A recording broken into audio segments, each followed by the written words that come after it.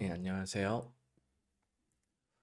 연평부대님이 질문해 주신 내용이에요. 군대 군필 24세 방통대 3학년 컴퓨터공학과 그다음에 프론트엔드 개발 한 1년 정도 하셨고 이미 영어 공부 많이 하셔서 IELTS 6.5 독일어도 B1 정도까지 만드셨어요. 그리고 희망하는 뭐 취업이나 이민을 희망하는 국가는 독일. 현재 프론트엔드 경력을 쌓고 있는 학생이고 독일에 취업해서 블루카드 얻고 영주권을 얻으려고 합니다. 그다음에는 뭐 경력을 쌓고서 스타트업 차려서 스스로 뭐 회사 스타트업을 해보고 싶다. 하지만 아직 비즈니스적인 경험과 감각이 없어서 MBA 진학이 도움이 되지 않을까 싶은데 어떠냐? 그다음에 개발자로 취업을 하고 신분 문제 해결하고 나서 MBA를 다니는 게 나을 것이냐? 아니면은 취업 전에 MBA부터 다니는 것이 좋을 것이냐? 그리고 독일 시민권을 얻는 장점이 있느냐? 영주권만 있어도 충분하지 않느냐? 뭐 이런 부분들을 문의해 주셨어요. 일단 하나씩 짚어드리면은 일단 뭐 학력, 전공, 경력 다 잘 선택하신 것 같아요. 그다음에 어학도 지금 뭐 이미 너무나 잘 준비를 해 주셨고 사실 제가 나이 24살 때 생각해 보면은 이 정도 어학을 전혀 준비를 못 했었어요. 제가 대학교 졸업하던 게 1996년인데 그때 제가 토익이 뭔지를 몰랐어요. 친구들 중에 조금 뭐 취업 준비하고 뭐 이랬던 일찍부터 취업 준비하고 했었던 친구들은 다 토익이 뭔지를 알고 토익 점수도 있는데 저는 태어나서 토익이라는 걸 본 적이 없어요. IELTS는 물론 당연히 몰랐고. 그래서 아무튼 지금 문의하신 내용 중에서 한 가지 이제 짚어드리면은 여기 보면은 방통대 졸업 후에 독일에 취업해서 블루카드를 얻고 영주권을 얻으려고 합니다. 지금 아직은 만 30세 미만이기 때문에 이런 방법으로 시도해 볼 수가 있어요. 즉, 워킹 홀리데이 비자 가능해요. 아직 어리니까. 워킹 홀리데이 비자로 독일에 일단 들어와서 취업을 하면은 이변이 없는 한 이 전공이면은 연봉을 아무리 못 받아도 5만 유로, 뭐 6만 유로 요 정도 선에서 시작을 할 거예요. 이런 개발자 같은 경우에. 그러면은 당연히 블루카드가 가능해요. 부족 직업군에 해당이 되기 때문에 더군다나 부족 직업군에 해당이 되기 때문에 연봉이 조금 부족해도 블루카드를 받을 수가 있어요. 그리고 또 설사 블루카드를 뭐 이런저런 이유로 못 받았다. 일반 취업 거주 허가를 받더라도 뭐 4년 후에 영주권 전환이 가능하기 때문에 뭐 크게 문제될 게 없어요. 어쨌든 취업이 됐으니까. 그래서 뭐 지금 여기까지 하는 거 충분히 시도를 해볼 만해요. 더군다나 이제 배우자도 없고 자녀도 없기 때문에 무슨 뭐 복지 뭐 이런 거를 뭐 아이들 학교 문제라던가 뭐 이런 거를 고민할 필요 자체가 없단 말이죠. 나는 싱글이니까 그냥 워킹 홀리데이 비자로 들어와서 일자리 구해보는 게 가능해요. 이 나이에는. 그리고 경력을 좀 더 쌓은 다음에 MBA가 됐건 혹은 뭐 IT의 어떤 기술이나 경험을 조금 더 심화할 수 있는 IT 관련 대학원을 가는 게 더 좋아요. 사실은 저라면은 어떻게 욕심을 내겠냐 하면은 사실 방통대 컴퓨터공학과를 졸업을 하면은 컴퓨터과학과를 졸업을 하면은 그걸로 기초는 일단 닦여요. 기초는 닦이는데 아주 뭐 높은 수준의 개발자다, 아주 높은 전문성을 가졌다라고 얘기하기는 조금 어려워요. 그래서 저라면은 뭐 독일이 됐던 뭐 어디 스위스가 됐던 뭐 유럽의 다른 어느 나라가 됐건 IT 관련 대학원을 한 번 더 다니면 좋을 것 같아요. 직장 생활을 하면서 파트타임으로 IT 대학원을 한 번 더 다니고 경력을 좀 더 쌓고 제 생각에는 경력을 좀 길게 쌓아야 돼요. 30살 한 초반, 중반 정도까지는 경력을 좀 더 쌓으시는 게 좋아요. 왜냐면은 물론 젊은 나이에 스타트업을 해서 어, 성공할 수 있다라는 어떤 그런 신화 혹은 뭐 도시 전설 뭐 이런 게 사실은 미국이나 유럽에도 많이 퍼져 있기는 해요. 실제 그렇게 성공한 사람들도 많고. 하지만 그 하버드 대학교에서 하버드 경영대학인가 뭐 경영대학원에서 그 실제로 연구를 한 결과가 있어요. 실제로 스타트업 성공한 사람들의 나이를 분석을 해봤더니 45세 이후에 창업을 한 사람들의 성공 확률이 가장 높다라고 되어 있어요. 즉, 젊은 사람들이 스타트업을 해서 성공한다라는 어떤 이런 신화가 많이 뭐 주요 선진국들에 퍼져 있지만 실제로는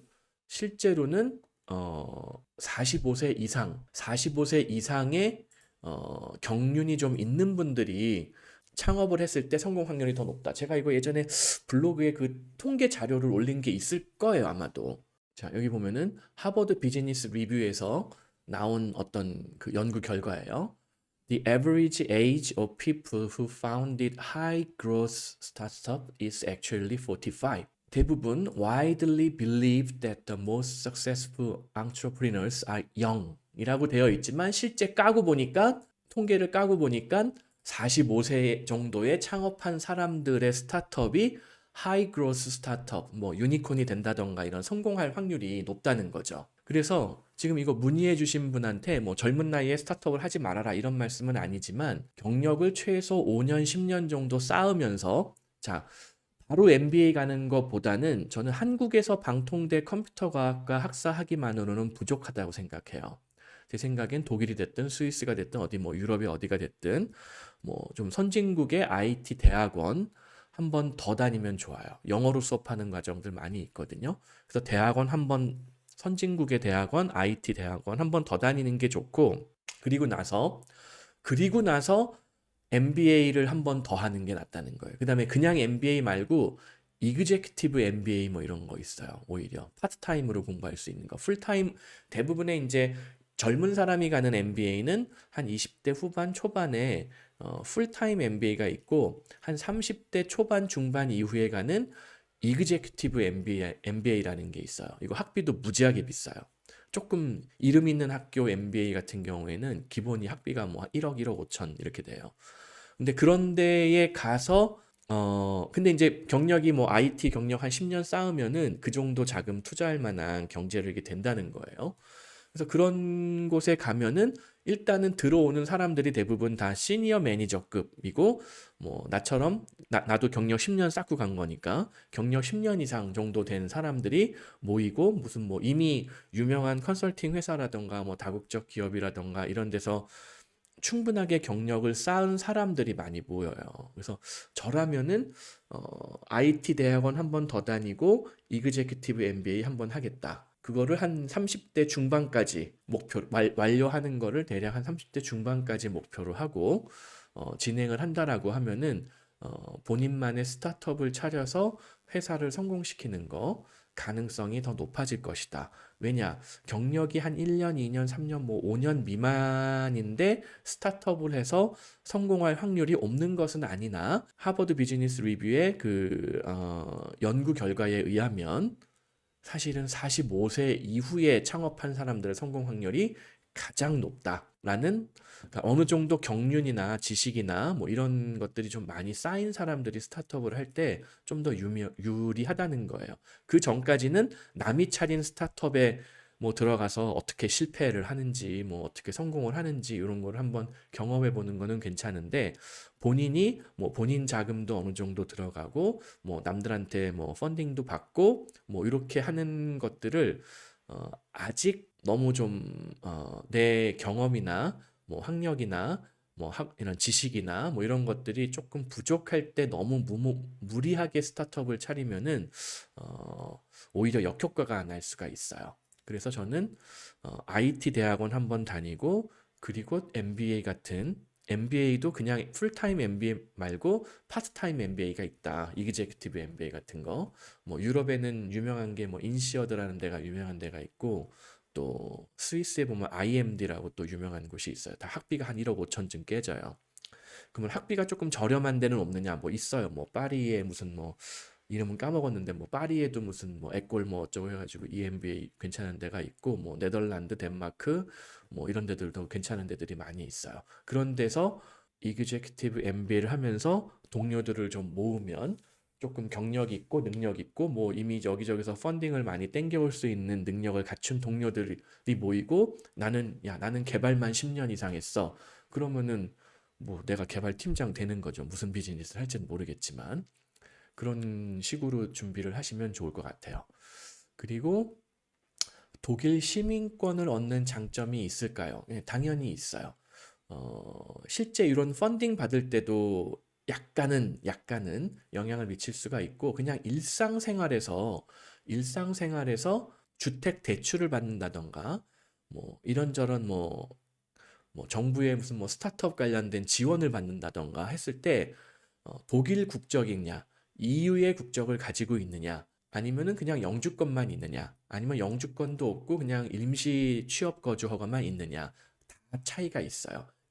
뭐 대출 받을 때도 주택담보대출 받을 때도 이자의 차이가 있어요. 그래서 저는 특히나 이런 스타트업이나 조금 중장기적으로 내가 독일 및 유럽에서 한번 크게 뭔가 도전을 해보고 싶다라고 한다라고 하면은 저는 독일 시민권 혹은 EU의 시민권을 꼭 받으시라고 권해드리고 싶습니다.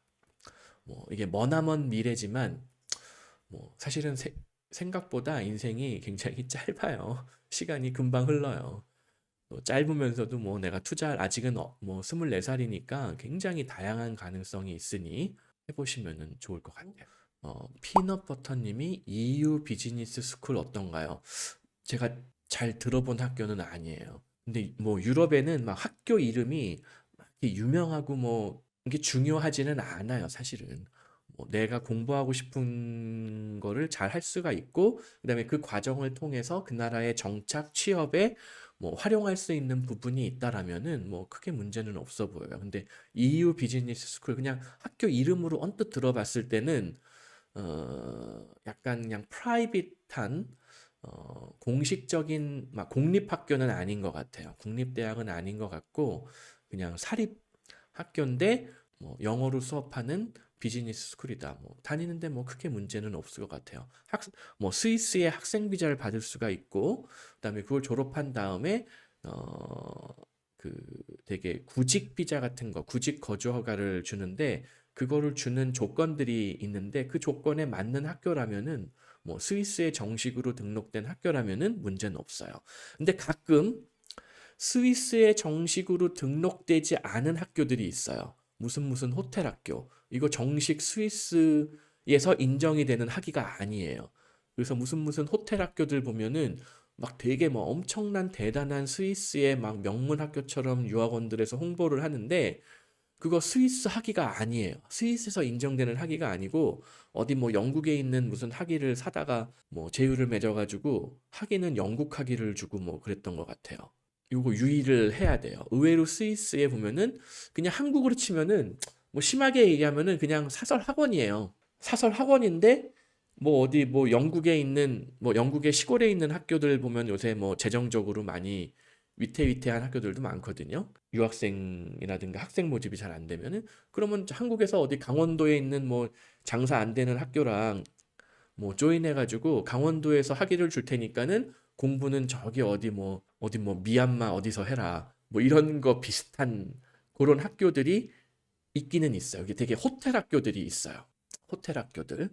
그래서 근데 뭐 EU 비즈니스 스쿨이 그렇다라는 얘기는 아니에요. 제가 정확하게 모르겠어요. 어떤 학교인지는. 추천하시는 EU 시민권 나라가 있을까요? 현재는 뭐 다 괜찮아요. EU 시민권을 가장 빨리 받을 수 있는 나라가 현재로서는 베네룩스, 독일 이 두 가지예요. 아, 독일은 아직 국적법이 바뀌진 않았죠. 현재로서는 5년 만에 그 EU 시민권을 신청할 수 있는 나라는 벨기에, 네덜란드, 룩셈부르크. 근데 벨기에는 약간 이슈가 있는 게 벨기에는 이걸 자세하게 아시는 분이 있는지 모르겠는데 벨기에는 공식 언어가 3개 국어예요. 네덜란드어, 프랑스어, 그다음에 독일어 쓰는 인구가 굉장히 적은데 하여튼 트러블을 막기 위해서 그런지 벨기에의 공식 언어로 독일어도 인정이 돼요. 그리고 제가 혹시 잘못 알 수도 있는데 흔히 프랑스어를 쓰는 지역을 왈로니아라고 하는 지역이 따로 있고, 이쪽 그 프랑스나 독일 쪽에 붙어 있는 동네들이 벨기에의 불어를 쓰는 지역이에요. 그리고 또 저쪽 바닷가 쪽으로는 네덜란드어를 쓰는 지역이 따로 있어요. 네덜란드하고 당연히 붙어 있죠.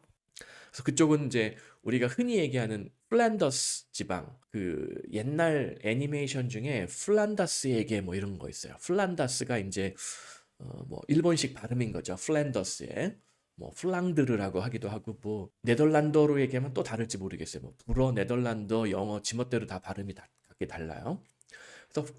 그래서 내가 벨기에에서도 어느 나라, 어느 왈로니아로 가느냐, 플랑드르로 가느냐, 플랜더스로 가느냐에 따라서 절차들이 조금씩 달라요. 그래서 시민권은 국적법이니까 뭐 각 지방 정부의 권한하고는 원래 관련이 없어야 되는데, 이 벨기에가 그게 좀 약간 좀 개판이에요. 그래서 이 지방 정부들 간에 알력이 있어가지고 이게 생각보다 빨리 잘 처리가 안 되는 경우들이 있어요. 그래서 하여튼 벨기에도 이론적으로는 5년 후에 시민권을 신청할 수 있지만 실제로 5년 후에 신청해서 얼마나 빨리 나올지는 모르겠다. 오히려 네덜란드, 룩셈부르크가 좀 더 안정적인 행정을 유지하고 있기 때문에 정부가 안정적이고 뭐 이렇게 막 뭐 분리 독립하겠다 뭐 이런 분위기는 전혀 없단 말이죠. 네덜란드나 룩셈부르크는. 그러니까는 시민권을 빨리 받고 하겠다 그러면은 네덜란드, 룩셈부르크가 현재로서는 제일 먼저 추천해드리고 싶은 나라예요. 그 다음에 독일도 지금 따라가겠다. 우리도 5년 만에 시민권 주겠다. 시민권 신청하면은 뭐 한참 심사가 원래 지금도 한참 걸리는데 그걸 빨리 처리해주겠다라는 게 지금 새로 바뀐 정부 SPD가 아니죠. 그거 사실 독일어로 따르게 읽어야 되는데 저는 독일어를 잘 못해서 항상 영어식으로 읽어요. SPD 뭐 사회민주당 뭐 하여튼 뭐 SPD 지금 총리 숄츠 총리가 SPD 소속일 거예요 아마도. 그 정당 및 뭐 연합정부에서 공약한 바에 의하면은 5년 만에 이중 국적을 허용하는 방향으로 독일 시민권을 좀 더 쉽게 주겠다라는 게 지금 논의가 되고 있고 그렇게 개정 중이에요. 그래서 뭐 이변이 없는 한 아마 지금 독일의 블루카드 받고 영주권 받는 분들은 5년 만에 독일 시민권도 받으실 수 있을 것 같아요. EU 시민권을 어딜 추천하겠느냐? 지금 당장이라면은 저라면은 독일, 룩셈부르크, 네덜란드 요 셋 중에 하나를 기본적으로 추천할 것 같아요. 현재 영국에서 약학 공부 중인 학생입니다.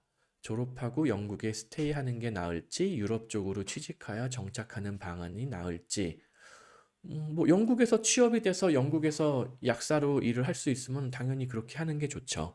1차 그거를 시도를 해야 돼요. 왜냐면은 영국도 지금 졸업생을 위한 뭐 이런 구직 비자 같은 게 준비가 되어 있거든요.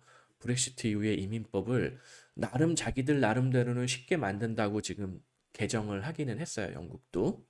하지만 지금 영국이 브렉시트 이후에 너무 뭐 난리가 나서 실제로 채용이 잘 이루어질지 어떨지는 사실 도전해 보기 전에는 몰라요.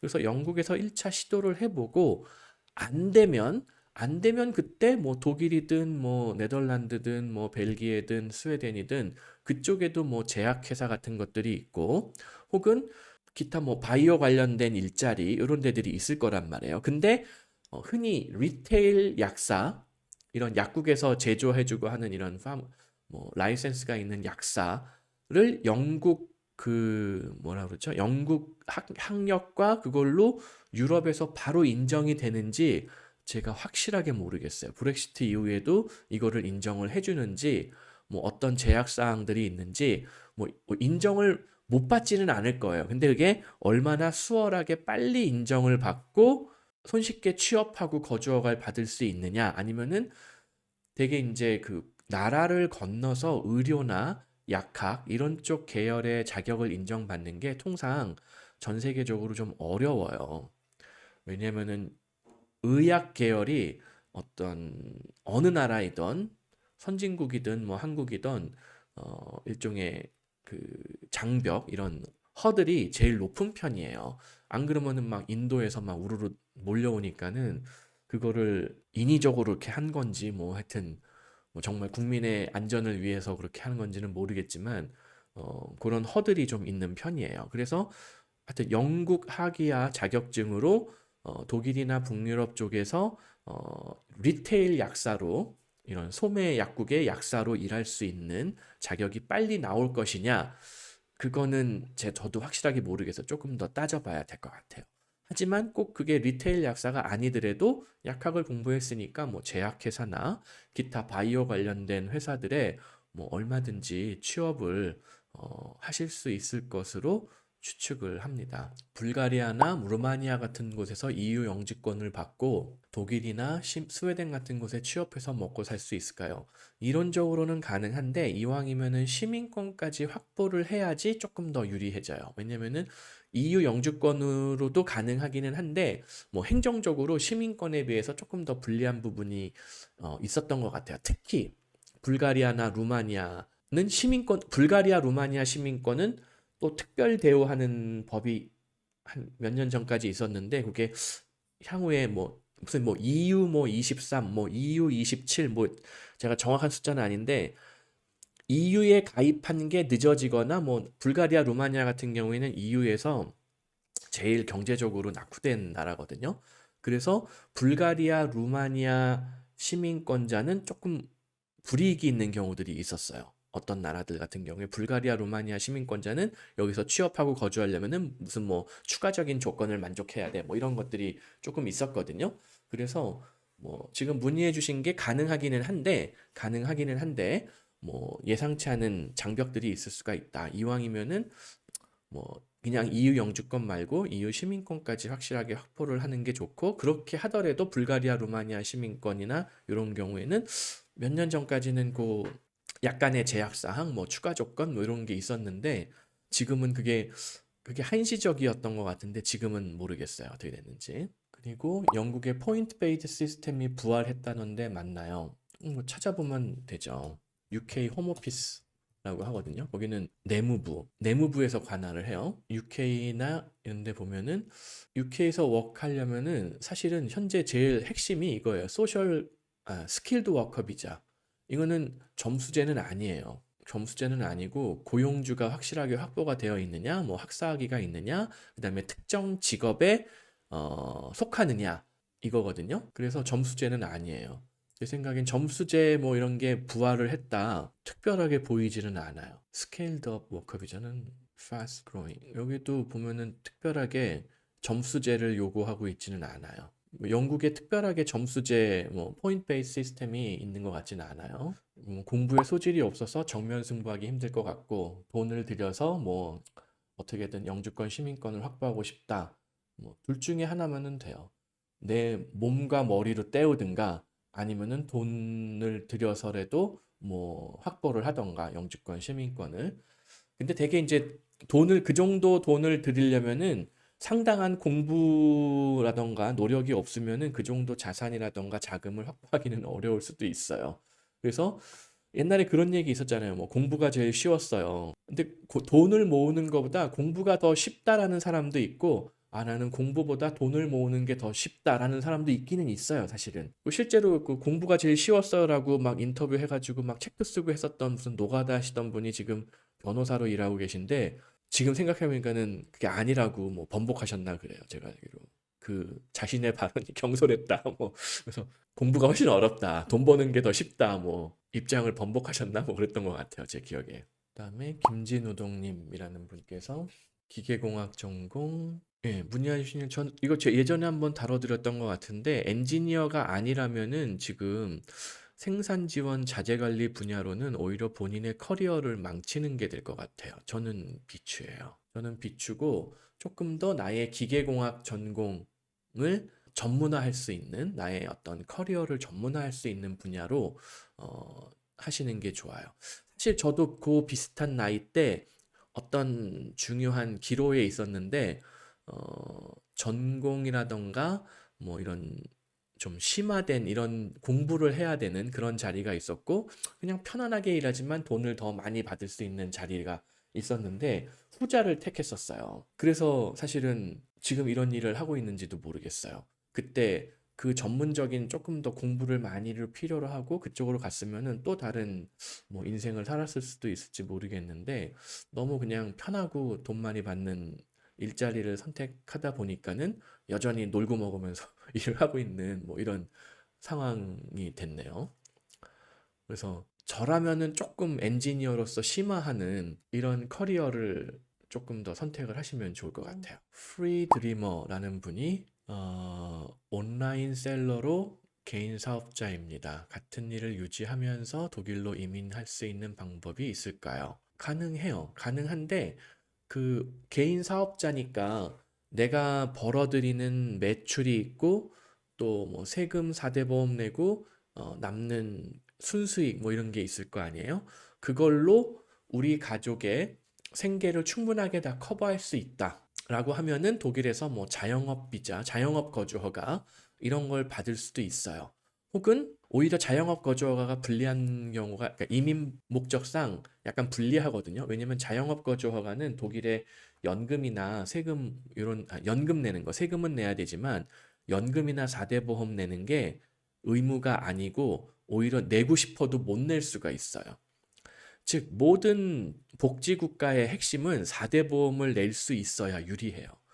그러니까는 자영업 거주 허가는 4대 보험을 내가 원하는 대로 내지를 못하니까 오히려 나중에 영주권 전환할 때도 본인의 자산을 증명을 해야 되고 본인의 개인연금 같은 걸 증명해야 될 수도 있고 막 그래요. 그래서 오히려 영주권 신청할 때 이게 유리할 수도 있고 아주 자금이 엄청 뭐 내가 뭐 수십억 자산가다 그러면은 오히려 유리할 수도 있는데 그렇지 않다라고 하면은 차라리 정식 독일의 법인을 설립하고 그 법인에 내가 취업하는 걸로 해서 블루카드를 받든 일반 취업 거주 허가를 받는 게 더 유리하세요. 그러면은 4대 보험을 합법적으로 낼 수 있단 말이죠. 그럼 4대 보험을 합법적으로 냈으니까 독일에서 연금 받는 것도 유리해지고 독일에서 연금이 인정이 되고 받게 되니까 영주권 전환할 때도 유리해져요. 그게 또 블루카드로 받으면은 더 유리하고 일반 취업 거주 허가로 받으면은 또 그게 나이에 따라서 스스로 노후를 어떻게 보장할 것이냐는 거를 또 스스로 증명을 해야 돼요. 블루카드 소지자는 그 증명에 뭐라 그러지? 의무가 없는데. 그래서 지금 말씀하신 조건을 그러니까 내용, 온라인 셀러로 개인 사업자를 한다.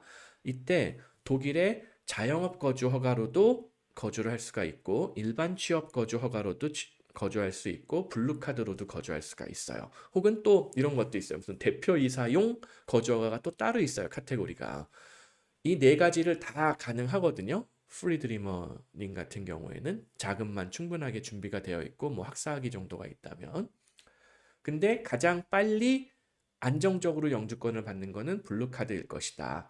그 다음이 아마 대표이사나 일반 취업 거주 허가, 그다음에 자영업 거주 허가가 어떻게 보면 제일 불리해요. 그리고 뭐 그다음에 이 네 가지 중 어떤 걸 받아도 자녀들 독일에서 교육받는 데는 뭐 전혀 문제가 없어요. 근데 다만 이제 엄마 아빠가 영주권을 해결하는 게 조금 더 불리해진다. 카테고리에 따라서. 그다음에 제니퍼 안이라는 분이 사회복지 전공으로 독일에서 취업하는 방법이 있느냐? 그 노인 요양사, 뭐 독일어 공부하고 노인 요양사, 요양원, 뭐 양로원 이런 데서 노인 요양사로 취업해서 하는 방법이 있어요. 사회복지사로서는 일하기 힘들다고 봐야죠.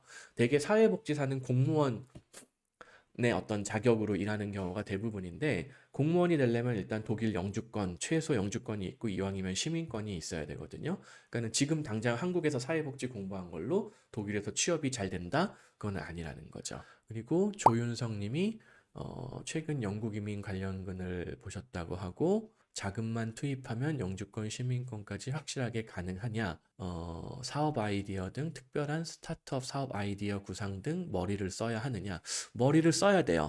일단 학사학이 있어야 되고 6, 7억으로 약간 부족할 수가 있고 5년을 버텨야 되고 영주권 받을 때까지 또 뭐 대기 기간 있고 하니까 결과적으로 제 생각엔 7, 8억 준비해야 되고 학사학위가 있고 문송한 직업이면 정확하게 전공이 뭔지 그동안에 어떤 커리어를 가지고 있는지 모르겠지만 뭐 온라인 기반의 나는 무슨 뭐 교육 뭐 비즈니스를 하겠다 하다못해 그냥 영국에서 유학원이라도 운영하겠다 하는 아이디어면 돼도 괜찮아요. 근데 이 스타트업 아이디어가 예전에는 이제 영국에 무슨 뭐 이노베이터 비자 무슨 뭐 스타트업 비자가 또 따로 있어요. 이거는 그 이민법 조항에 보면은 반드시 어떤 이노베이티브한 아이디어여야 된다라는 뭐 이런 단서 조항이 있거든요. 그러니까는 무슨 뭐 동네에서 핫도그 집을 하겠다. 영국에 어디 뭐 관광객들 많이 오는 동네에서 핫도그 집을 하겠다. 이걸로는 안 돼요. 하지만 스킬드 워커 비자의 직종에 맞는 거를 때려 맞출 수만 있으면은 사실은 그 사업 업종에 대한 제한이 없어요. 현재 그 영국 이민법을 살펴본 바로는. 그다음에 저 혼자 살펴본 게 아니라 이제 영국 변호사들하고 제가 같이 상의해서 확인한 바로는 이노베이티브 하지 않은 굉장히 뭐라 그러지? 막 이런 혁신적인 거하고 반대되는 말, 진부한, 굉장히 진부한 비즈니스 아이디어로도 스킬드 워커 비자가 가능하다. 왜? 스킬드 워커 비자는 이미 명단이 쭉 있단 말이에요. 그 명단에 맞는 직종이라면은 굉장히 진부한 아이디어의 비즈니스라도 스킬드 워커 비자를 받을 수가 있어요. 그래서 그래도 학사학위가 있어야 되고, 그다음에 영어가 최소 꽈낙 없이 4.0 이상 받아야 되고, 그다음에 내 전공이나 직종 기존 경력 커리어가 그 스킬드 워커가 가능한 직종 명단이 있거든요. 굉장히 많아요. 물론 사실 그게 뭐 웬만한 직종은 다 해당이 되기 때문에 거기에다가 맞추는 거는 어렵지는 않으실 것 같아요. 그리고 뭐 문성한 직업이다. 문성한 직업일수록 뭐 온라인 기반의 무슨 뭐 소셜 미디어를 기반으로 하는 어떤 뭐 비즈니스 아이디어 뭐 이런 거 얼마든지 뭐 해볼 수 있는 거 많아요. 뭐 또 요새 영국에 사실은 은퇴자분들의 경제 상황이 브렉시트 이후에 급격하게 악화되고 있거든요. 그러면은 뭐 동네 할머니들 모아가지고 온라인으로 영어 과외 해주는 무슨 비즈니스를 하겠다. 뭐 이 정도만 해도 제 생각엔 충분히 승산이 있다고 봐요. 뭐 아니면 그냥 영국에 뭐 유학원 하나 차리겠다. 뭐 이 정도만으로도 가능성은 충분히 있어요. 이제 미남꽃이라는 분이 나이가 내년에 50이 되는 개인 사업자인데요. 지금 나이에 독일 영주권 추진할 경우 국민연금을 한국에서 계속 내고 받는 게 나을런지 독일에서 받을 수 있는지 받는다면 그게 유리한 건지 여쭤봅니다. 예. 한국에 낸 국민연금을 독일 영주권을 받는 순간 한국 거를 몽땅 다 독일 연금으로 합산할 수가 있어요. 즉 한국에서 지금 50세면은 모르긴 몰라도 최소 20년, 뭐 많으면 한 25년 내셨을 거예요. 국민연금을. 그러면은 그 25년을 독일 영주권을 받는 순간 두 가지 선택을 할 수가 있어요. 나는 그냥 한국에서 이미 나는 국민연금 적립액이 내가 그동안 비즈니스가 너무 잘 돼서 연금을 어마어마하게 냈다. 그럴 경우에는 그냥 일시불로 수령하는 게 유리해요. 내 국민연금 적립액이 뭐 억 단위다, 몇 억 단위다, 뭐 예를 들어서 그러면은 그거 일시불로 수령하는 게 유리하세요. 근데 뭐 그 정도는 아니다. 그냥 뭐 몇천 작은 뭐 5천 이하의 뭐 작은 단위다. 그럴 경우에는 독일 국민연금으로 합산하는 게 더 유리해요. 그래서 독일에서 조금 더 연금 내고 그거를 뭐 30년 채웠다, 40년 채웠다. 그러면은 독일 기준으로 연금을 받으실 수가 있어요. 그게 국민연금관리공단에 공지되어 있는 내용이에요. 그리고 아이들 나이가 초등학교 5학년, 초등학교 3학년이라고 해주셨는데 첫째의 나이를 고려를 하면은 조금 서두르시는 게 나아요. 왜냐면은 이 아이가 지금 독일이든 뭐 프랑스든 영국이든 어디든 들어가서 그 나라 언어를 공부를 시작을 하면 원어민이 될 수가 있어요. 근데 얘가 만 12세가 조금 넘어가면은 그때부터는 원어민 정도까지 구사는 어려울 수가 있다. 하지만 뭐 외국어로서 최상급은 여전히 뭐 중학교 때 와도 외국어로서의 최상급 정도로 구사할 수가 있는데 근데 그 차이가 미묘하다는 거예요. 미묘하기 때문에 그 예를 들어서 무슨 뭐 독일에서 정치인이 되겠다 예를 들어서 그럴 경우에 원어민급이 아니면 현실적으로 어려울 거예요. 혹은 독일 방송에 무슨 뭐 앵커가 되겠다 뭐 방송 리포터가 되겠다 무슨 뭐 작가가 되겠다 했을 때는 조금 불리해져요. 하지만 중학교 때 오더라도 제 생각에 뭐 의사가 된다던가 무슨 뭐 회계사가 된다던가 엔지니어가 된다던가 그거에는 지장은 없어요. 물론 고생은 더 하겠죠. 초등학교 때 와서 적응한 아이들보다는 훨씬 고생을 할 거예요. 첫째를 생각을 하면은 조금 더 서둘러서 진행을 하시면은 좋을 것 같아요. 미남꽃님 같은 경우에. 그다음에 또 조윤성님이 7, 8억은 현지 생활비는 이거 다 포함이에요. 왜냐면 이 7, 8억에는 내가 실제로 수령하는 월급, 뭐 그다음에 납부하는 세금, 4대 보험 이런 게 다 포함이 된 거거든요. 뭐 변호사 비용, 회계사 비용 뭐 이런 것들. 그렇기 때문에 생활비는 포함인데 문제는 생활비가 모자랄 수도 있다. 왜냐면 각자의 그 라이프스타일이 다르잖아요. 영국에서도 뭐 비싼 동네 막 어디 그 옛날 영화에 보면 뭐 노팅힐이 보면 원래 서민 사는 동네였는데 그 옆에 가보면 다 막 아주 비싼 막 빌라들, 맨션들이 있거든요. 나는 그런 데서 살겠다. 그러면은 당연히 월세가 뭐 어마어마하고 월세가 뭐 천 단위, 1,000만 원, 2,000만 원 단위로 나가는 경우들이 흔해요. 영국의 부자 동네는. 영국이 유독 빈부차가 이상하게 좀 심해요. 그래서 일단 7, 8억으로 뭐 서민적인 그냥 평균적인 뭐 보통의 중산층 정도의 생활비는 커버를 하는데 내가 라이프스타일을 뭐 조금 더 좀 럭셔리하게 가져가겠다. 또 이제 영국은 지금 이제 브렉시트가 결정적으로 문제가 되는 게 영국에 갇혔어요, 사람들이 다. 원래 영국 사람들이 여행을 좋아하거든요. 옛날에는 EU에 속했을 때는 여행 갈 때 뭐 그냥 기차도 타고 뭐 터널로 가기도 하고 뭐 페리에다가 차 싣고 갈 때도 이게 원활했어요. 뭐 출입국도 뭐 얼마 안 걸리고 그냥 일사천리로 되고 그랬었는데 요새는 브렉시트 이후에는 통관도 어렵고 출입국도 어렵고 비행기도 지금 많이 운행을 못 하고 왜냐면은 또 이게 비행기가 왔다 갔다 하는데 뭐 허가가 문제가 있는지 이 같은 이웃끼리는 쉽게 비행기가 운행을 하는데 이제 브렉시트 한 이후에는 뭐 이후에 영국에서 나가는 비행기, 들어오는 비행기, 나가는 배, 들어오는 배 이게 훨씬 더 복잡해졌다고 하더라고요. 그래서 영국의 비행기 값도 굉장히 올랐어요. 그러니까 영국 사람들이 그렇게 여행을 좋아한단 말이에요. 특히 이렇게 막 지금처럼 겨울에 춥고 막 이럴 때는 뭐 어디 막 방콕이나 뭐 이런 푸켓 이런 데 가보면 영국 사람들 어마어마하고 그랬어요, 옛날부터. 뭐 지금도 그러겠지만. 그리고 뭐 아니면은 같은 EU에서도 뭐 스페인, 포르투갈, 뭐 이탈리아 이런 데 가보면은 심지어 뭐 프랑스의 니스 이런 데 가보면은 무슨 뭐 잉글리시 뭐 네, 발음도 까먹었네. 에스플래나드 뭐 이래가지고 영국인이 산책하던 뭐 바닷길, 뭐 바닷가 길, 뭐 이런 도로명이 있을 정도예요. 근데 브렉시트 이후에 모든 게 비싸지니까 영국 사람들이 어디 나가서 여행하기도 더 힘들어진 거예요. 그러니까는 영국 사람들이 뭐 겨울에는 스위스 가서 스키 타고 뭐 아니면은 좀 따뜻한 뭐 스페인이나 이탈리아 가서 조금 뭐 휴식을 취하고 하는 게 조금 더 비싸졌기 때문에 생활비도 더 올라갈 거라는 거예요. 그래서 일단 자금 7, 8억이면은 일상적인 생활비는 다 커버가 되는데 뭐 아이들 데리고 뭐 어디 여행을 간다던가 뭐 이런 거를 즐길 때 프랑스에 거주하는 사람, 독일에 거주하는 사람들에 비해서는 뭐 이런저런 비용이 조금 더 들 수가 있다. 그다음에 포르투갈도 인기가 많나요? 골든 비자 프로그램을 홍보하던데 인기가 많은지는 잘 모르겠어요. 문의하시는 분들은 있는데 실제 진행하셨던 분들은 그렇게 많지는 않아요. 왜냐면 포르투갈이 물가가 싼 지역이라서 뭐 날씨도 좋고 물가도 싸고 음식도 맛있고 굉장히 괜찮은 휴양지인데 그 얘기는 왜 물가가 싸겠어요? 인건비가 굉장히 저렴해요. 리스본도 노동자 평균 소득이 1,000유로가 넘나? 못 되나? 뭐 겨우 그래요. 한국 돈으로 월급 130만 원, 40만 원으로 사는 노동자들이 대부분 평균적인 리스본의 시민들이란 말이에요. 그러면 리스본 밖에 다른 중소도시들은 어떻겠어요?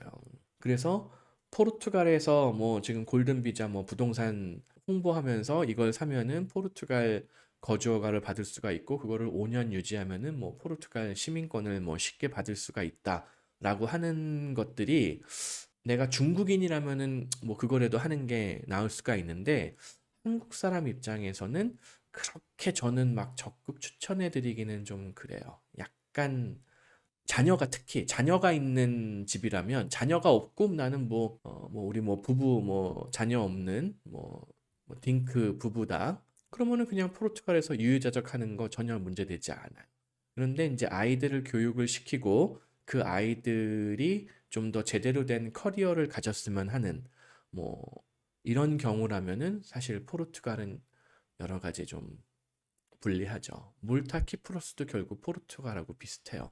제이미라는 분이 유럽에서 가장 성장성이 커 보이는 산업이 뭐일까요? 현재는 전 세계 어느 나라를 가더라도 IT예요. IT보다 유리한 업종, 직종, 산업은 찾기가 힘들다. 즉 이제 IT 플러스 이걸 조금 더 넓게 생각하면은 4차 산업혁명 관련 직종, IT, 전기, 전자, 뭐 기계도 뭐 포함될 수도 있고, 그다음에 뭐 신재생 에너지 이런 것들은 또 약간 분야가 다르지만 역시 포함될 수가 있고, 근데 무슨 뭐 스마트 그리드다 이런 거는 또 결국 IT나 뭐 4차 산업혁명 이런 거하고 관련이 있을 수도 있고, 그래서 나는 하여튼 뭐 무지성으로 그냥 무조건 제일 유리한 거 하나 선택하겠다라고 하면은 저는 IT를 권해드리고 싶어요. 물론 개개인의 뭐 소질이나 뭐 이런 거, 뭐 우리 집에 원래 출신이 흙수저냐 동수저냐 은수저냐 금수저냐에 따라서도 전공 선택의 로직이 달라질 수가 있거든요. 근데 우리 집이 뭐 금수저나 은수저급이 아니면은 제가 여러 번 말씀드렸지만 흙수저나 동수저는 전공 선택의 자유가 없다. 직업 선택의 자유가 없다라고 생각을 하셔야 돼요. 안 그러면은 평생 그 흙수저 동수저를 벗어날 수가 없어요. 유독 보면 한국에서 보면은 유독 흙수저 동수저 출신인데 무슨 뭐 역사학과를 선택한다든가 무슨 무슨 문학을 하겠다는 둥 무슨 뭐 예체능을 하겠다는 둥 이런 분들이 많으세요. 특히 예체능 이거 해가지고 잘 된 사람을 거의 본 적이 없어요. 특히 내가 흙수저 동수저라면은 예체능은 절대 피해야 되는 전공 직종이에요. 상위의 0.01%, 0.0001%가 모든 거를 다 독식해요. 거기에 들어가지 못한 사람은 안타깝지만 아사를 해요. 심지어 그 옛날에도 한국에도 있었어요. 무슨 뭐 방송 작가였나, 뭐 무슨 뭐 작가를 하겠다고 시인이었나, 무슨 뭐 소설가였나, 정말로 굶어 죽은 분이 있으세요. 못 먹어서. 그것뿐만이 아니에요. 대부분의 예체능 하는 분들은 자기 집에 돈을 갖다가 퍼부으면서 하거든요. 그렇게 할 자신이 없으면은 그렇게 해도 사실은 제 친구 중에 많아요. 정말 남자고 여자고 예체능 했었던 친구들이 많은데 정말 서울예고에서 막 각광받고 뭐 선화예고 서울대 정말 이런 데 나와가지고도 지금 다 뭐 하냐면은 그냥 놀아요 집에서. 안타깝지만 레슨도 잘 못해요. 레슨도 뭐 교수 자리를 따던가 뭐 하다못해 시간 강사 자리라도 따야 된단 말이에요. 얼마 전에도 뉴스에 나왔는데 어디 연세대학교인가 음대인가 뭐 이미 시험곡을 교수가 자기 과외 받는 학생한테만 따로 알려줘요. 그 옛날부터 그랬어요. 주변에 예체능 하시는 분들이 있는지 모르겠는데 가족 중에 누구한테 레슨을 받았느냐, 교수한테 레슨을 한 번 레슨 가는데 옛날에도 그 막 2, 30년 전에도 레슨비가 뭐 한 번 갈 때마다 막 50만 원씩 뭐 주고 뭐 100만 원씩 주기도 하고 막 그래요. 그 정도를 들여서 그렇게 뭐 서울대, 연대, 뭐 이대 다 갔는데 지금 뭐 하느냐? 훌륭한 연주자가 됐느냐? 아니면 훌륭한 뭐 미술 작가가 됐느냐? 제 주변에 그런 사람이 있느냐? 정말 안타깝지만 단 한 명도 없어요. 어마어마한 실력을 다 보유하고는 있지만 그 사람들이 그 입시 미술, 입시 이런 음악 얼마나 많은 시간과 노력과 비용을 투자했겠어요. 심지어 제가 아는 사람 중에는 음대였나 미대였나 서울대 음대인가 미대 나왔는데 이제 깨달은 거예요. 아, 이거 이거 뭐야, 미술 백날 해봐야, 음대 해봐야 소용이 없겠구나. 그냥 공부나 해가지고 고시나 봐야겠다 해서 변호사 된 사람도 있었어요. 잘 믿겨지지 않겠지만 옛날에 서울예고 나오고 선화예고 나온 애들 중에 너무 옛날 얘기인데 막 340점 그 학력고사, 저는 수능도 아니고 학력고사 세대인데 340점 만점이었거든요. 340점 만점에 서울대, 미대, 음대 간 애들 보면은 310점, 20점 받는 애들이 수두룩했어요. 그래서 야, 차라리 고시 공부하는 게 쉽겠다. 그래가지고 고시 통과해가지고 뭐 판검사 변호사 된 애들이 있었어요. 예체능인데. 그래서 내가 금수저 은수저가 아니면은 절대 예체능 하지 말아라. 그리고 무지성으로 제일 유리한 거 하나 꼽아라. 무조건 IT다. 특히나 내가 흙수저 동수저 출신이다.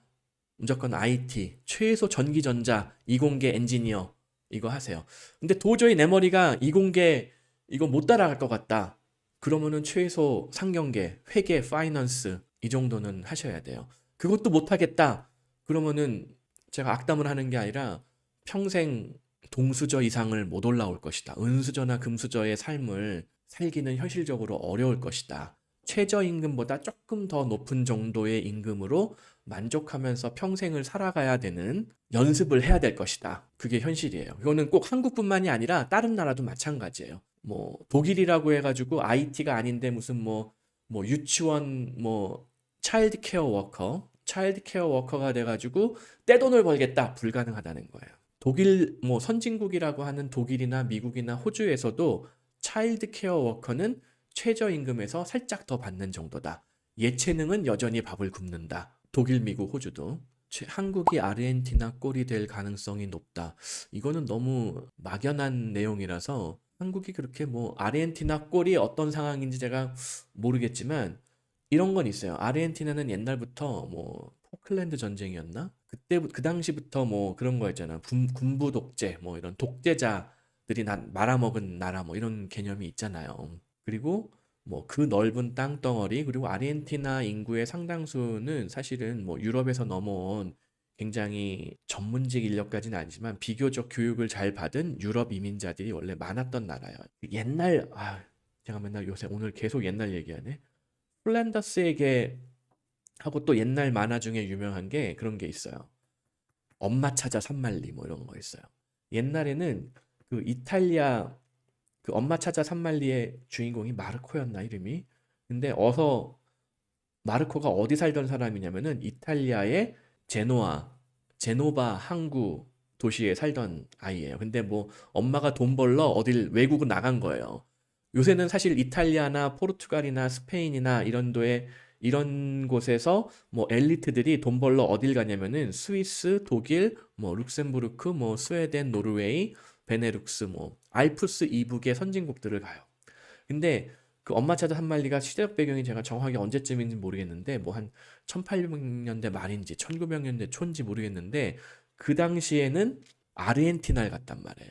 이탈리아 제노아도 나름 그 당시 이탈리아의 북부는 그래도 나름 이탈리아 전체적으로 봤을 때 잘 사는 동네예요. 밀라노, 뭐 토리노, 제노아, 베니스 이런 데들은 이탈리아 안에서는 꽤 잘 사는 동네거든요. 근데 이탈리아의 제노아에 사는 엄마가 돈 벌겠다고 아르헨티나를 가던 시절도 있었다는 거예요. 아주 옛날 아니 뭐 호랑이 담배 피던 시절에는. 그런데 지금은 누가 돈 벌러 아르헨티나 안 가죠. 1980년대까지만 해도 한국 사람들이 아르헨티나에 잘 살고 뭐 잘 먹고 잘 살고 돈 벌겠다고 이민을 갔었어요. 제 친구 중에도 이런 말씀 드리기 뭐한데 동네 아줌마들 돈 다 모아가지고 빌려가지고 아르헨티나로 야반 도주한 친구가 있었어요. 실제로. 지금 삼성동 힐스테이트 2차 아파트에 AID 아파트 2단지라고 있었는데 거기 사는 어떤 친구가 그 집 엄마가 AID 아파트 지금 힐스테이트 2차 삼성동 거기에 사는 엄마들한테 돈을 다 싹 다 빌려가지고 아르헨티나로 야반 도주를 한 뭐 그런 사례가 있었었어요. 그때만 해도 아르헨티나가 좀 살았나 봐요. 제가 확실하게는 모르겠는데. 근데 지금은 누가 아르헨티나로 잘 먹고 잘 살겠다고 이민 가는 사람이 없죠. 오히려 아르헨티나 사람들이 옛날에 뭐 스페인으로 열심히 와가지고 뭐 일자리를 찾는다던가 이런 게 많았거든요. 그래서 근데 그 이유가 결국 뭐 군부 독재, 부패, 부정부패 뭐 이런 게 근본적인 원인이었다는 거죠. 그리고 또 오히려 이런 남미 쪽 나라들의 특징이 뭐 기후가 좋고 뭐 농사가 잘 되고 뭐 목축업이 잘 돼서 그런지 오히려 산업이 잘 발달 못한 부분들도 있는데 다행히 한국은 제조업이 그래도 아직 유지가 되고 있잖아요. 그래서 그렇게 뭐 아르헨티나처럼 쉽게 될 거다. 그거는 아닐 것 같아요. 그렇게는 안 될 것 같은데 다만 중장기적으로 한국이 일본처럼 될 가능성은 높다는 거죠. 일본 같은 경우에는 뭐 나라는 여전히 뭐 부자인 것 같아요. 나라는 부자인 것 같은데 보통 일본의 서민들이 정말 비슷한 레벨의 다른 뭐 선진국들에 비해서 충분하게 여유 있고 행복하게 사느냐? 그렇지는 않거든요. 왜 그런지 모르겠는데 아무튼 일본의 보통의 중산층 서민들이 그렇게 뭐 넉넉하고 여유 있게 살지는 못해요. 근데 한국이 약간 그런 전철을 밟는 느낌적 느낌이 있다. 그래서 아르헨티나하고 한국하고 비교하는 거는 사실 너무 차이가 많아요. 좀 뭐가 이렇게 안 맞아요, 잘. 근데 일본하고 비슷하게 될 가능성은 굉장히 높다. 일본이 뭐 잃어버린 몇십 년 뭐 이런 거 있었잖아요. 한국도 향후 10년, 20년, 30년이 잃어버린 몇십 년이 될 가능성이 지금 급격하게 높아지고 있죠. 가뜩이나 뭐 부동산 이게 막 붕괴되고 막 이러는 것 때문에. 그리고 해님이라는 분이 호주에서 요리사로 일하고 있습니다. 요리사 경력을 가지고 독일 혹은 유럽으로 이민 가능해요. 독일에 있는 고용주만 확보하면은 가능해요. 뭐 혼자 알아서 직접 독일에 있는 고용주를 찾아가지고 취업하셔도 좋고 만약 그런 걸 저희한테 도와달라 하면은 충분히 도와드릴 수 있을 것 같아요. 저희한테 이력서 그러니까 저희가 공짜로 도와드리지는 못하고 저희가 뭐 대행 계약을 맺으면은 독일에 있는 고용주를 찾는 거, 그다음에 그걸 찾아가지고 최초 일반 취업 거주 허가를 받게 될 거예요. 일반 취업 거주 허가를 받고 4년 혹은 5년 후에 영주권 전환을 하게 될 거예요. 그 전체 절차를 영주권 받을 때까지 뭐 5, 6년 저희한테 일자리도 찾아주고 중간에 거주 허가도 연장하고 뭐 한 번을 연장할지 두 번을 연장할지 최소 한 번, 어쩌면 두 번 연장해야 될 수도 있어요. 그리고 나서 영주권 5년 후에 혹은 시민권 신청하는 것까지 저희한테 도와달라 하면은 저희가 도와드릴 수 있을 것 같아요. 장유진님께서 컴공 전공으로 박사과정 이수만 한 상태, 졸업은 못했고 뭐 박사 수료. 아니 그렇지 않아요. 뭐 박사 학위가 꼭 취업에 필수는 아니거든요. 석사 졸업, 박사 수료, 예, 박사 수료가 석사 졸업인데 뭐 박사 수료했다, 논문은 통과 못했다 하면은 아 얘가 공부는 많이 했구나, 뭐 고용주가 인정을 하겠죠. 그리고 박사 학위자가 아직 박사 학위가 없는 거니까 독일의 박사 학위 과정을 들어가는데 특별하게 걸림돌이 되지는 않을 것 같아요. 아무튼 뭐 지금 조건으로도 독일에서 얼마든지 취업을 시도하는 거는 언어만 된다면, 물론 어학이 안 되고 그다음에 이제 또 박사 과정까지는 이수했지만 실무 경력이 어떻게 된지는 모르겠어요. 그러니까 예를 들어서 당장 고용주가 원하는 거는 야 여기 뭐 오라클 데이터베이스가 있어. 이걸 바탕으로 뭐 데이터를 추출해 가지고 어떠한 업무를 하는 응용 프로그램을 만들어야 돼. 그러니까 그 프로젝트에 현재 뭐 5명이 투입이 돼 있는데 너까지 가가지고 그거를 뭐 몇 년도 몇 월 며칠까지 프로젝트를 완료할 수 있도록 해야 돼. 근데 내가 그거에 대한 실질적인 실무 능력이 있느냐 없느냐, 팀원들과 같이 뭐 협력해가지고 그 프로젝트를 잘 진행해 나갈 수 있느냐 뭐 이런 거를 볼 거란 말이죠. 근데 그게 박사과정 졸업한 하면서 쌓았던 나의 지식, 경험, 능력으로 커버가 되면은 취업이 될 것이고, 근데 아쉽게도 내가 박사과정을 공부하면서 쌓았었던 능력들이 그런 것들과는 조금 거리가 멀다.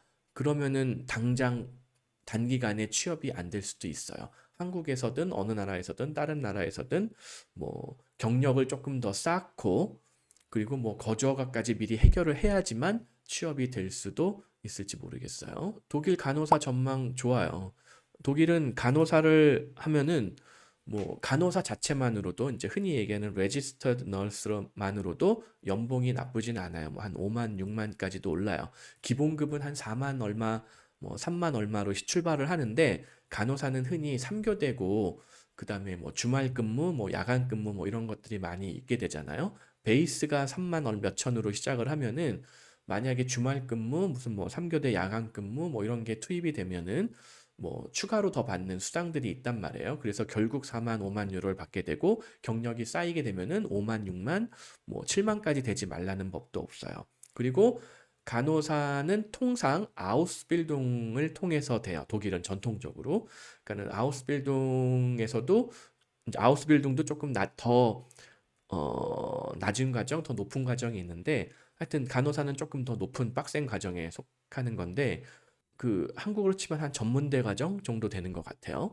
그러면 독일 간호사 아우스빌딩을 수료하고 나서 간호사로 일을 하다가 그냥 그걸로 만족하고 계속 일을 해 나가도 뭐 먹고 사는 데는 지장이 없어요. 근데 내가 욕심을 더 내서 정규 학사 과정에서 전문 간호사 과정을 들어가겠다 하면은 전문 간호사가 될 수가 있어요. 그러면 전문 간호사는 크게 두 가지로 나뉘는 것 같아요. PA라는 거 하고 무슨 뭐 MP 뭐라고 그러든가 뭐 Nurse Practitioner 뭐 이런 게 있어요. AP와 무슨 Advanced Nursing Practitioner 뭐 이런 게 있거든요. Practice 뭐 이런 게 있거든요.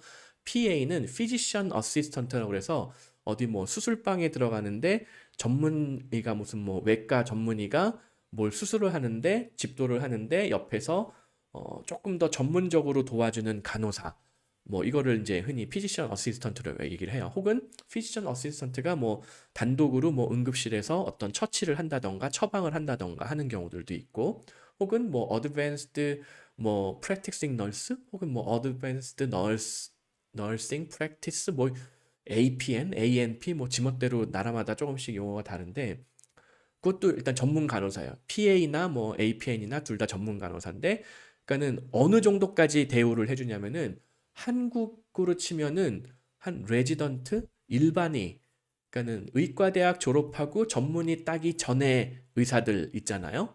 그 정도까지 대우를 해줘요. 그래서 연봉도 더 높아져요. 뭐 8만, 9만, 뭐 10만까지도 가는 것 같고. 그래서 아우스빌딩 거친 다음에 전문 간호사 과정, 대학까지 가는 방법이 있고, 아예 또 제가 얼마 전에 그 소개해드린 방법은 그냥 아우스빌딩 졸업하고 바로 의과대학으로 진학하는 방법도 존재해요. 독일 같은 경우에는.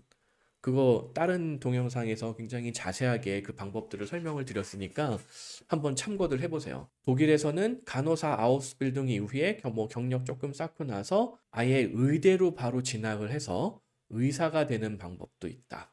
그리고 가산점이 있다. 간호사 아우스빌딩을 수료하고 간호사 경력이 있는 사람이 의대에 입학을 하게 되면은 가산점이 있어서 더 수월하게 입학이 가능하다. 믿기지 않지만 그런 방법이 존재합니다. 성량님이 이중언어 사립학교, 예, 바이링구얼이죠, 바이링구얼. 이중언어 사립학교는 바이링구얼이라고 찾으면은 찾아질 수 있을 것 같아요. 다만 이제 뭐 그쪽에 그냥 이메일 보내면은 어서 오십시오 하느냐 그거는 아니에요, 사실은. 국제학교보다 조금 더 입학이 까다로워요. 왜냐면은 흔히 얘기하는 생 국제학교는 영어만 잘하면 돼요. 영어를 못해도 어쩌면은 돼요. 왜냐? 학비를 비싸게 내거든요. 국제학교는 뭐 2만에서 3만 유로까지, 아니, 한 2만 유로 이상을 내요. 뭐 정말 많이 내면 한 3만 유로까지, 뭐 이런 잡비 다 포함하면은. 독일 로컬 지방 교육청에, 로컬 주정부에 간섭을 안 받아요. 국제학교는. 왜냐면 독일 커리큘럼을 다루지 않으니까. 그는 학부모가 내는 학비만으로 온전하게 운영이 되는 거예요. 그래서 최소 2만, 3만 유로까지도 학비를 내야 될 수가 있어요. 그러니까는 입학이 오히려 더 쉬워요. 돈만 내면은 조금 더 수월하게 입학을 할 수가 있어요. 근데 독일의 이중언어 사립학교는 영어와 독일어를 비슷한 비중으로 동시에 다룬단 말이죠. 그리고 독일의 커리큘럼을 영어로 가르치는 거예요. 초등학교 같은 경우에는 이제 고학년인 경우에는 독일 커리큘럼 플러스 인터내셔널 바카로레아 그 국제학교 커리큘럼 두 가지를 다 같이 하고요. 그러니까 어쨌든 독일 커리큘럼을 다루기 때문에 독일 주정부 교육청에 보조금이 나와요. 그러니까 일반 국제학교는 학부모들이 2만 유로를 내야 되면은 이중언어 사립학교는 1만 유로도 안 낸단 말이에요. 왜냐? 정부의 보조금이 들어오니까. 독일 커리큘럼을 다루는데 영어를 쓸 뿐이지 여전히 독일 학교란 말이에요. 그러니까는 실질적으로 저희 첫째, 둘째가 독일에서 이중언어 사립학교 다닐 때 1년에 학비, 애프터스쿨 케어, 점심값, 아침값, 간식값 다 포함해서 7천 유로 정도 냈어요. 1년에. 아이 2명에. 왜냐면 첫째보다 둘째는 조금 또 할인받거든요. 시블링스 뭐 디스카운트 뭐 이런 게 있어가지고. 그럼 7천 유로면 얼마예요? 현재 돈으로 1,000만 원 정도 되거든요. 1년에. 애 2명을 1,000만 원에 보냈으니까 그다음에 그 학교가 굉장히 퀄리티가 좋았어요. 선생님들도 굉장히 뭐 엄격하게 아이들 잘 가르치고 관리하고 뭐 그 학교 스쿨 캔틴이라던가 이런 것도 뭐 너무 시설 좋고 뭐 체육관도 시설 너무 좋고 다 새 거고 심지어 그 세컨더리 스쿨 저희 첫째가 5학년에 입학할 때 들어가 보니까는 자기 데스크가 있어요. 그러니까는 그 교실에 있는 이 조만한 책상이 아니라 자기 뭐 연구실이라고 해야 되나? 이걸 뭐라 그러지? 그 한국에도 이제 대학원생들이 자기 데스크 하나 정도는 받잖아요. 석박사생들이. 그거보다 더 넓었어요. 웬만한 한국의 석박사생들이 받는 그 자기 데스크보다 자기 책상 이거보다 훨씬 넓었어요. 뭐 이런 책장도 있고 뭐 이런 것들. 그걸 제공하더라고요. 근데 그게 하여튼 애 둘 보내는데 7천 유로 정도 보냈단 말이에요. 그다음에 왜 그랬냐? 정부에서 보조금이 나오니까.